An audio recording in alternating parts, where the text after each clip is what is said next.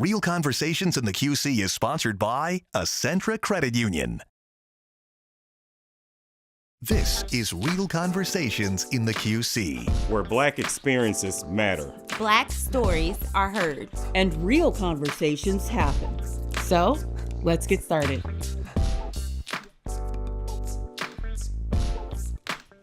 Thank you for joining us for this week's episode of Real Conversations in the QC. I'm host and contributor Teresa Bryant. Today, we meet Jolean Overton Austin, a longtime Quad Citian who, for over 40 years, has helped the community find their homes. However, after suffering a life-threatening heart attack, she set a new goal for herself: advocate for heart health awareness. Tim Stinson sits down with Jolean to talk about her journey, first experiencing early warning signs to becoming the Go Red for Women features person. Jolean, welcome to Real Conversations. So glad to have you here and to hear about your story today. Okay, glad to be here. Yes, thank you. Before, for our audience, and I know some people will recognize you, you're in the community. I know we had conversation before we started having this conversation, and you've been a realtor in the area for a long time.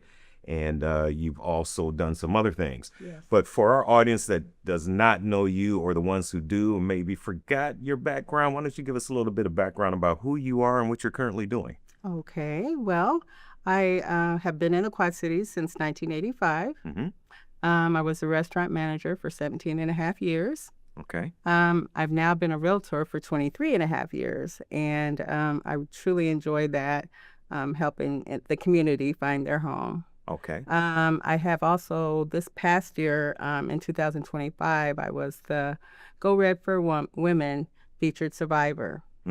Okay. Okay. And now I'm doing a nationwide campaign, Woman of Impact. And that's a 9-week campaign where I am spreading awareness and trying to up the numbers as far as research so that we can raise funding and things like that. Okay. All right. Wonderful. Thanks. So let's back up a little bit. Realtor for a while. Yes. What made you decide to even step in that field first? Okay. In real estate, I love everything about a home. Okay. So from the landscaping to interior decorating, to a place that is, home, a peaceful place for your family, and the center of, pretty much your universe as far as living. Okay. Okay. Now you're out and you're talking to everyone, really, individuals and stuff, about experience that you went through. Yeah. Let's talk a little bit about that. Let's get serious about that and things. So give me a little background of, where it all started. When did you start feeling something? What was that warning sign? Let's take us back. Okay. So I had a really tough week at work. So it was a long week. And on that Friday, when I got home, I usually have a lot of energy and do things around the house. And that Friday when I got home, I actually sat in the recliner and I was exhausted. Didn't realize how exhausted I was. And so I sat there for a little bit. I found myself sleeping until my husband came home from work. And that's what woke me up. And I was still exhausted at that time, even though I had slept for 2 hours.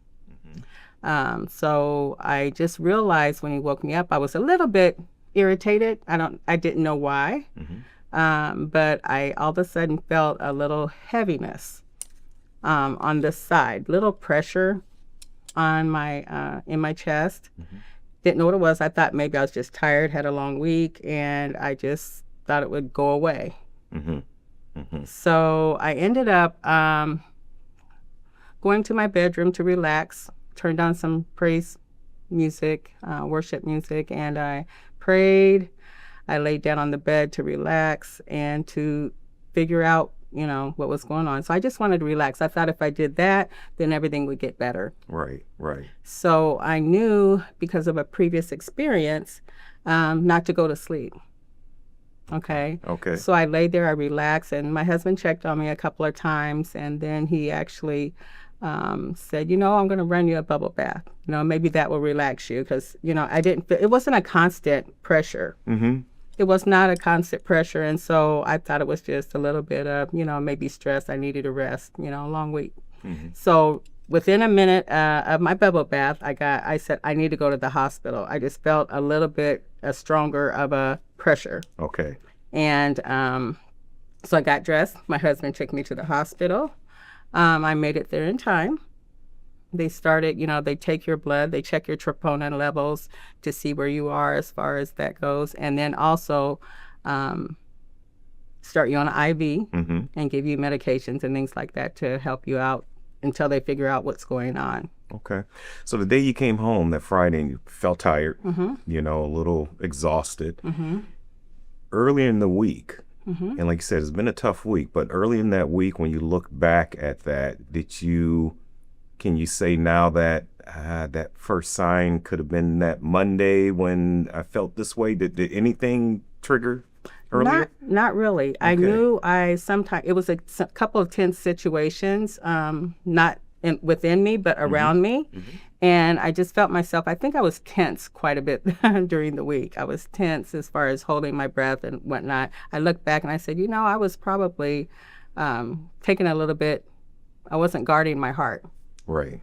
So I let it get the best of me. Okay.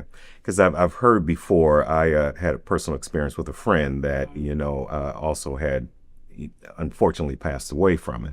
But I know his family had said kind of like a week or two before the exhaustion was there. They saw and they had seen that before, but kind of brushed it off, and things. But, hearing from you after you did kind of lay down a little bit and tried to relax, you kind of felt a little more pressure. You knew at that time it was, we need to probably go get checked out. Yes. Okay. Yeah. Okay.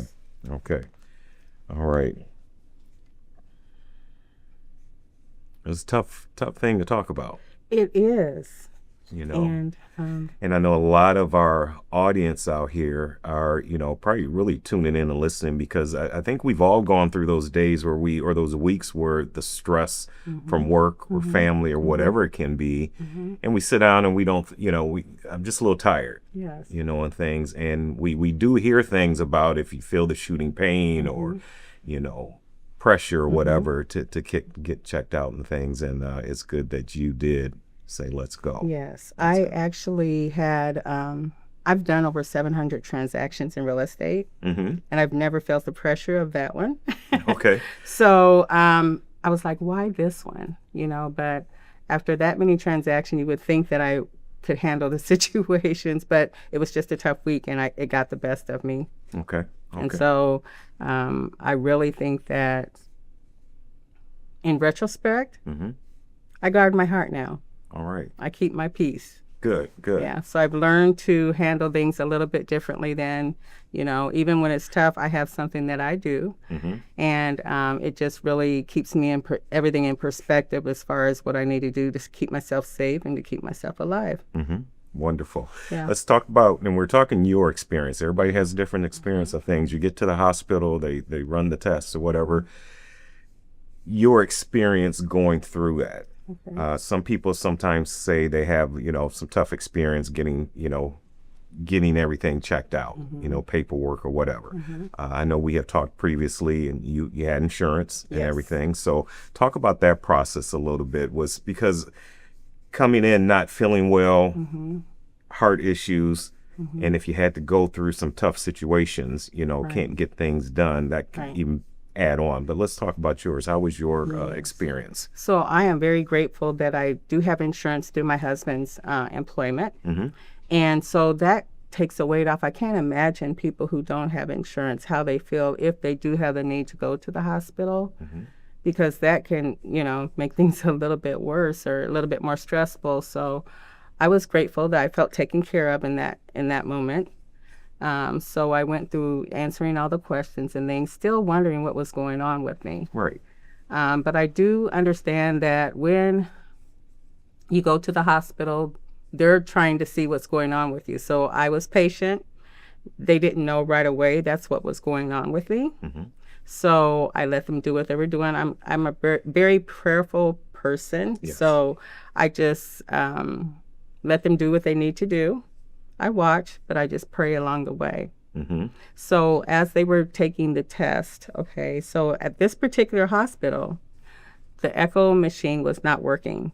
Mm. Oh, wow. So they had to take me by ambulance to another hospital. Okay.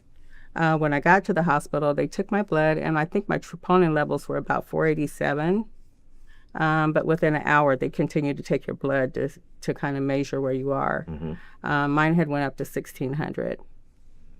So at that time, I was having the heart attack in the hospital. Mind you, the whole time at home and on my way, I didn't have pain. Just felt normal. Normal. A little bit of pressure, but once they said I was having the heart attack, that's when the pain came. Okay. So I didn't have your normal, oh, I'm having a heart attack. Right. Or, you get jaw pain sometimes, or some of the symptoms. You get arm pain, back pain, all these dizziness, nausea. I didn't have any of that. Mm-hmm. My only symptom was exhaustion. Okay. So, heart attack, and you hear that you're having a heart attack. You're in the hospital. How's that feeling? I mean, I'm sure that's oh my gosh. Yeah, I was like, what? I'm not a big talker when it comes to things because I try to, I think things through. I pray and whatnot. So, yeah, I took a deep breath and was like, okay, it's me and you, God. We have to make it through this. And so I just kind of listened to them. They said to relax. I laid back. I waited on them. Actually, on my way to the other hospital in the ambulance, I did pray, and I still remember this prayer. I said, God, if you help me make it through this, I know you're going to help me through this. But if you do, I'll be sure to tell everyone about your goodness. I still remember that prayer. Yes. And I just, it's awesome because, you know what, he did more. He did exceedingly above what I could ask or think. Being the Go Red for Women featured person, featured woman for this year in October, I was honored in front of like over 300 or 400 people. And my family came from Oklahoma, so I had like 40 people there, I believe, on my behalf. I had my family, my work family, and my church family all in one room. All in one room with you. And that was an awesome thing until I got up on the stage to give my speech and to advocate. I looked at that and I said, it's not very often you're in a room where you have your family, your church family, and your work family. Most of the time people are laying down. And I was standing. So I was just so great. That was an awesome moment for me because I'm like, he's giving me spaces to be able to share what he did for me. Exactly. I asked him, he did it, and now these spaces, I've been on maybe 6 television show, news interviews in front of the Go Red for Women, and now I'm actually a woman of impact for American Heart Association nationally.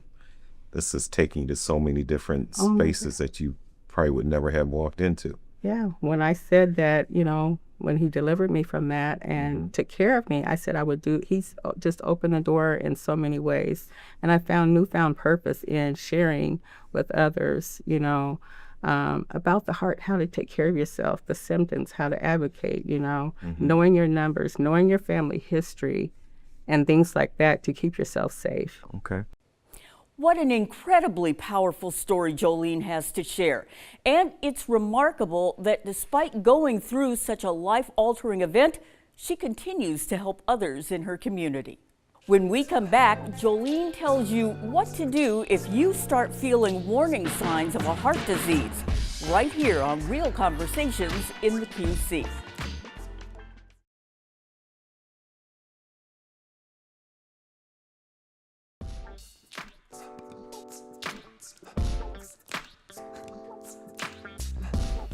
Welcome back, and thank you for joining us for this week's episode of Real Conversations in the QC. I'm host and contributor Teresa Bryant. Now, in the second half, we return to Jolean Overton Austin's journey. Take a look. With you hear a lot of people when they have heart attacks or whatever, and not all the times, but sometimes it's because of hypertension, high blood pressure. When did that come into play with you? Was it before or after? Talk about that. Okay, so I was not on medication. Okay. I didn't have like high blood pressure per se, where it's a problem with my doctor or anything like that. No high cholesterol, no high A1C or blood sugar levels. So I was healthy. Yes. Okay. And so I've learned a lot about the natural heart, how your spiritual heart reflects and affects your natural heart, being stressed. So at this time, I've learned that the emotions that we go through, the boundaries that we keep as far as our emotions and things that we go through in life affects our natural heart. So I'm an advocate with helping people know that, your spiritual heart, Right. we have to keep the clutter out so that our natural heart can be healthy. Okay. And we had talked about that a little bit earlier, really having that peace, Yes. and not, we all have the trials and tribulations and things we go through, the day to day, got to get this done, have to get that done. But having that inner peace as you're going through that really help with you, and helps with all of us. Yes. It helps with all of us. Coming out of having a heart attack, when you came out of the hospital, what was the next steps what was those next steps of rehabbing for you? What did that look like? So the rehab part, okay, so when they did the angiogram and things like that to make sure what was going on with me, I did not have clogged arteries, the normal process that most people have when they have a heart attack. My heart, I had a tear in my artery. Okay. So the blood was going on the outside, pushing my artery closed from the outside.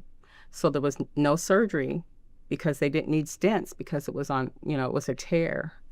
And so I kind of think of it as almost like a broken heart, So they don't do surgery on that. It's something that heals on its own. So it's called SCAD, which is spontaneous coronary artery dissection. That's what it's called. Mostly happens with women in their 35 to 45 age. Okay. Pregnant women. They sometimes have that, but I was in my 60s, so I didn't understand why that was happening with me. So because there was no surgery, so you don't really feel fixed when you have a heart attack and you have no surgery. You're like, okay, they send you home and you're like, how do I handle this? So I sat in the chair and I was like, okay, they don't make it mandatory for you to do rehabilitation. I am so grateful that I did rehabilitation. Okay. Because otherwise, I would have sat in the recliner not knowing what I could do, what I couldn't do. What does this mean, So I did rehabilitation 3 times a week. That let me know. They put you on the treadmill, the bike, and they monitor you. So you have monitors on. They take your blood pressure when you go. They take it when you're done. They weigh you. And they have classes. They teach you how to eat correctly. And then they teach you a lot of things about the heart. So I am just grateful for anybody. I know they don't make it mandatory all the time, but if they say, do you want rehabilitation? The answer should be yes, because that gave me all of the confidence that I needed to move forward. When they asked you if you wanted rehabilitation, because some people, like you said yes. Yes. But if someone was to say no, do you feel the physicians, the doctors that you were dealing with, the nurses, would they have explained it to you like, okay, it's your choice, but this is why we feel you should take this, go through rehabilitation? They really didn't. Okay. And that's why I am advocating for that as well. If someone does have a heart issue and go through a heart attack, stroke, or something like that, the answer should be yes. You should really ask for it. And if you have a family member that's going through something like that, make sure that you encourage them to go through the rehabilitation. That gave me so much confidence moving forward.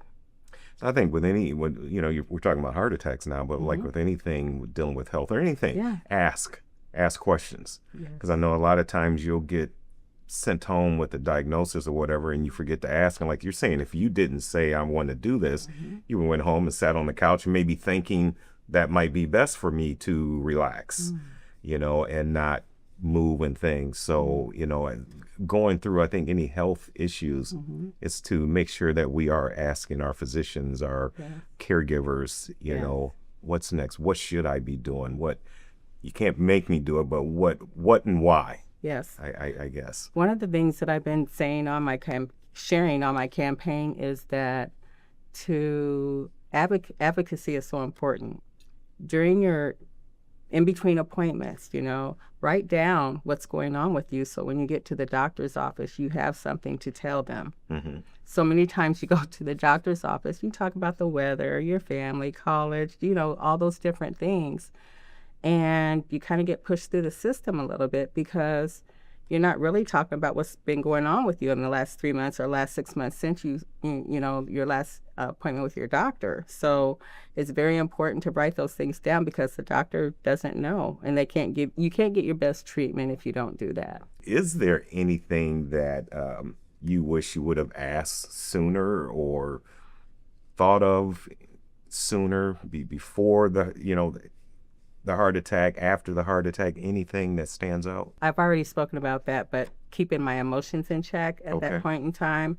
But it stands out to me that I'm a stronger person now. You would think after a heart attack you're weaker, but I'm a stronger person now. And life has more meaning now than it did before.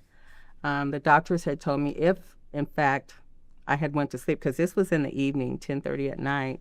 If, in fact, I had went to sleep and the heart attack happened in my sleep, that I probably wouldn't have awakened. So the choice and, the prayers that I did, I am so grateful that I was led to not go to sleep. Yes. Because the purpose that I have now is it's just renewed, and it's just so,